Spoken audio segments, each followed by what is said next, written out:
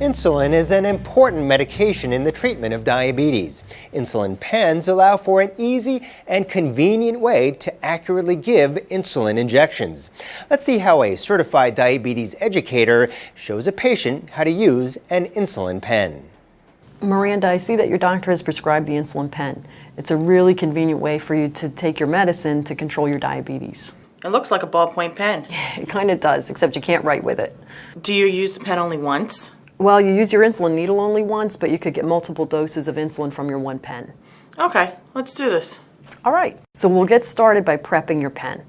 First, you want to wash your hands with some soap and water, and then you're going to remove the cover. You take your alcohol swab and you clean off the rubber stopper. Your insulin is clear. If you were taking a different type of insulin that was cloudy, you'd want to roll it in your hands or turn it end on end about 10 times to mix it up. Then you take your pen needle and you remove the paper tab. You're going to push that onto your pen. You dial to a dose of 2 units because we want to prime any air pockets out that might be in the cartridge. So we do that by pointing the needle in the air, tapping on the side. You're going to remove your outer cover, and then you're going to remove your inner cover. And then we press on the dose knob to see some insulin come out the end. And that's priming your pen. So do you understand the priming part? I think I do. I turn the knob to 2. I hold the pen up. I tap on it to get the air pockets up.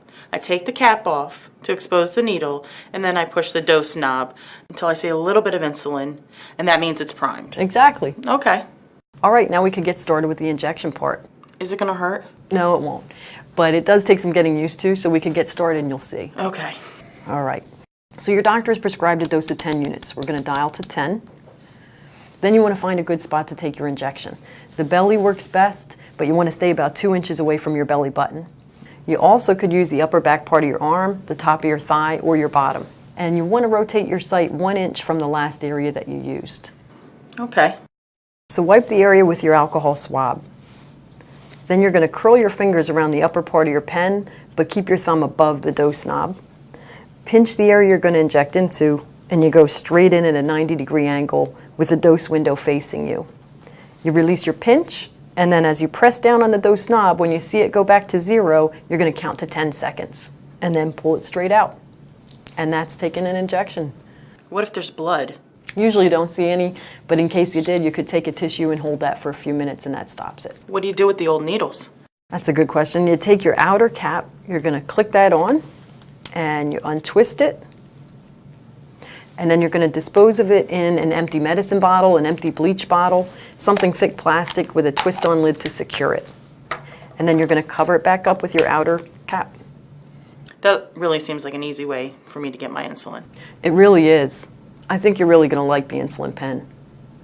Remember, it's very important to ask your doctor, pharmacist, or certified diabetes educator how to store and maintain your particular type of insulin.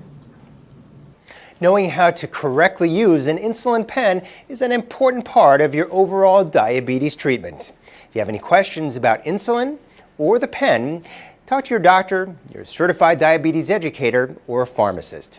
I'm Dr. Duran Schneider, and this has been another tip to help you live a healthier life.